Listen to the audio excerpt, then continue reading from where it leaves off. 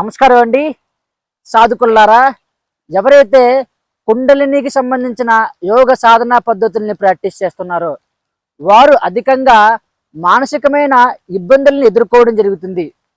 దానికి గల కారణం ఏంటంటే వీరు ఈ యొక్క సాధనా పద్ధతుల్ని ప్రాక్టీస్ చేసే ముందు శారీరకంగా, మానసికంగా, శక్తి ప్రకారంగా వీరు సంసిద్ధం కాకుండా ఈ యొక్క సాధనా పద్ధతుల్ని ప్రాక్టీస్ చేయడమే.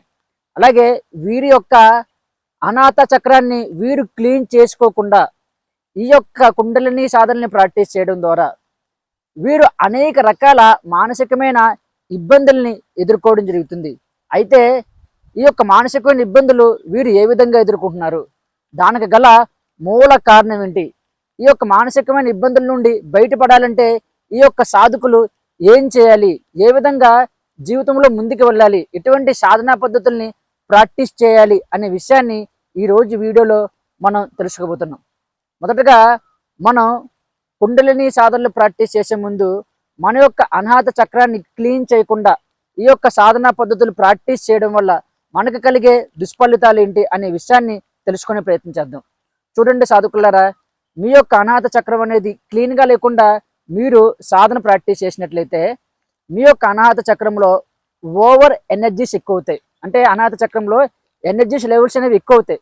తద్వారా మీరు కొన్ని రకాల సమస్యల్ని ఎదుర్కోక తప్పదు.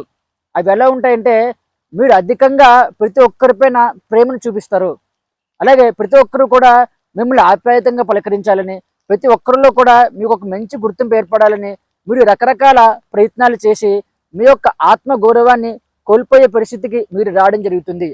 అలాగే మీరు పక్క వాళ్ళ యొక్క ప్రేమని అధికంగా కోరుకుంటారు. తద్వారా అనేక రకాల సమస్యల్ని మీరు ఎదుర్కోవడం జరుగుతుంది. అలాగే మీరు ఈ యొక్క సాధనా పద్ధతులు ప్రాక్టీస్ చేసేటప్పుడు మీ యొక్క అనాహత చక్రంలో ఎనర్జీస్ లెవెల్ అనేది మీరు ఎక్కువగా ఉండడం, లేక ఒక్కొక్కసారి మీరు తక్కువగా ఉన్నట్లయితే మీరు విపరీతమైన ఇబ్బందుల్ని ఎదుర్కోక తప్పదు. ఆ యొక్క ఇబ్బందులు ఎలా ఉంటాయంటే మీ యొక్క మనసు అనేది మీ యొక్క ఆధీనంలో ఉండదు. ప్రతిసారి కూడా రకరకాల భావోద్వేగాలతో ప్రతి క్షణం మీరు వేదనకి గురవడం జరుగుతుంది. మీ యొక్క కుటుంబ సభ్యులతో మీకే తెలియకుండా ఏదో రకమైన సిచ్యువేషన్ ఏర్పడి మీరు గొడవ పెట్టుకోవడం, అనేక రకాలుగా మీరు వాళ్ళపైన అడవడం, అలాగే ఏదో రకంగా మీరు అక్కడ జరుగుతున్న సిచ్యువేషన్కి మీరు వ్యతిరేకంగా మాట్లాడడం, తద్వారా మీరు మనోవేదనకి గురవడం జరుగుతుంది. ఈ యొక్క సంఘటన పూర్తయిన తర్వాత ఇలా ఎందుకు జరిగిందని మీరు మరలా బాధపడడం జరుగుతుంది. కాబట్టి మీరు ఎమోషనల్గా పూర్తిగా డిస్టర్బెన్స్కి గురవడం జరుగుతుంది. మీ యొక్క కుటుంబ సభ్యులతో మీ యొక్క సత్సంబంధం అనేది పూర్తిగా దూరం అవ్వడం జరుగుతుంది. ప్రతి దానికి కూడా ఓవర్గా మీరు రియాక్ట్ అవుతారు. అలాగే నాకు ఇది కావాలని, నాకు ఇది వద్దని, ఇలా రకరకాలుగా మీరు ఒక స్థిరత్వం లేకుండా అలజడితో జీవించడం జరుగుతుంది. కాబట్టి మీ యొక్క అనాహత చక్రంలో వస్తున్న ఎనర్జీస్ లెవెల్ అనేవి సమతుల్యంగా ఉండాలి. అలా కాకుండా మీ యొక్క అనాహత చక్రం అనేది బ్లాక్ అయినట్లయితే మీరు పూర్తిగా ప్రేమ తత్వాన్ని కోల్పోతారు. ఎవరైనా ఏదైనా తప్పు చేసినట్లయితే వారిని క్షమించే గుణాన్ని మీరు పూర్తిగా కోల్పోతారు. ప్రతి ఒక్కరిని కూడా మీరు అసహించుకుంటారు, అసూయతో ఉంటారు, ప్రతి దాన్ని కూడా మీరు వ్యతిరేకిస్తూ ఉంటారు. మీ యొక్క మనసులో బలమైన దుఃఖం ఉంటుంది. ఒంటరిగా మీకు మీరుగా ఉండాలనే ఆకాంక్షతో మీరు ఉండడం జరుగుతుంది. తద్వారా మీ యొక్క కుటుంబ సభ్యులతో, స్నేహితులతో పూర్తిగా మీరు దూరం అయిపోతారు. మీలో ప్రేమ కానీ, కరుణ కానీ, త్యాగం కానీ ఇటువంటి ఏ గుణాలు కూడా ఉండవండి. పూర్తిగా వీటన్నిటిని కూడా మీరు దూరమై ఒంటరిగా జీవించాలనే దృక్పథంతో మీరు ఉండడం జరుగుతుంది. ఈ విధంగా మీరు ఈ యొక్క కుండలిని సాధనలో మీ యొక్క అనాహత చక్రాన్ని క్లీన్ చేయకుండా, ఆ యొక్క అనాహత చక్రాన్ని బ్యాలెన్సింగ్ చేసుకోకుండా మీరు ప్రాక్టీస్ చేసినట్లయితే ఇప్పుడు నేను చెప్పిన ప్రతి ఒక్క సమస్యని ఎదుర్కోక తప్పదు. కాబట్టి మొదట మీ యొక్క అనాహత చక్రాన్ని మీరు క్లీన్ చేయాలి. లేకపోతే అనేక రకాల ఇబ్బందుల్ని మీరు ఎదుర్కోక తప్పదు. అయితే ఈ యొక్క అనాహత చక్రాన్ని క్లీన్ చేయాలంటే మనం ఏం చేయాలి, ఏ విధంగా ముందుకెళ్ళాలని ప్రతి ఒక్కరూ కూడా తెలుసుకోవాలనుకుంటారు కదా. ఇప్పుడు మనం దాని గురించి తెలుసుకునే ప్రయత్నం చేద్దాం. మనకు ఈ యొక్క అనాహత చక్రానికి సంబంధించిన కొన్ని ఎక్స్చేంజెస్ ఉంటాయి. అలాగే కొన్ని ఆసనాలు ఉంటాయి.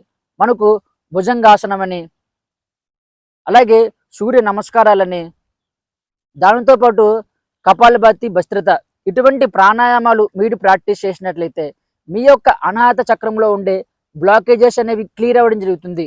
తద్వారా మీరు నార్మల్ అవ్వడం జరుగుతుంది. మీరు ఏదైతే ఈ యొక్క కుండలిని సాధన ప్రాక్టీస్ చేస్తున్నారో దాని ద్వారా వచ్చే దుష్ఫలితాల నుండి మీరు బయటపడడం జరుగుతుంది.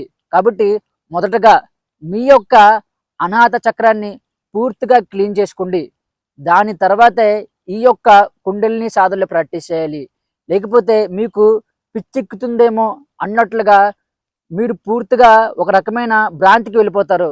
ఏం చేస్తున్నారో మీకే అర్థం కాదు, ఎలా ముందుకెళ్తున్నారు అనే విషయం మీకే అర్థం కాకపోవడం వల్ల రకరకాలుగా మీరు ప్రవర్తించడం జరుగుతుంది. ఎమోషనల్గా మీరు ప్రతి దానికి కూడా డిస్టర్బ్ అవ్వడం జరుగుతుంది. కాబట్టి మొదట మీ యొక్క చక్రాస్ని బ్యాలెన్సింగ్ చేసుకోండి. దాని తర్వాతే ఈ యొక్క కుండలిని సాధనలు మీరు ప్రాక్టీస్ చేయాలి. లేకపోతే ఇబ్బందులు మీరు ఎదుర్కోక తప్పదు. అలాగే నేను ఇంతకు ముందు వీడియోలో శారీరకంగా మనకి ఎటువంటి ఇబ్బందులు వస్తాయి అనే విషయాన్ని చెప్పాను. ఇప్పుడు ఈ యొక్క వీడియోలో మానసికంగా ఎటువంటి ఇబ్బందులు వస్తాయని మీకు నేను తెలియజేశాను. తర్వాత వీడియోలో ఎనర్జీ ప్రకారంగా మనకు ఈ యొక్క కుండలిని సాధనలు ప్రాక్టీస్ చేయడం వల్ల ఎటువంటి ఇబ్బందులు వస్తాయి, ఆ యొక్క ఇబ్బందుల నుండి బయటపడాలంటే మనల్ని మనం ఏ విధంగా సంసిద్ధం చేసుకోవాలి, ఏ విధంగా మనం ముందుకు వెళ్ళాలి అనే విషయాల్ని నేను చెప్పబోతున్నాను. ఓకేనండి, మీకు ఈ వీడియో నచ్చినట్లయితే లైక్ చేయండి, కామెంట్ చేయండి, అందరికీ వీడియోని షేర్ చేయండి. Thank you.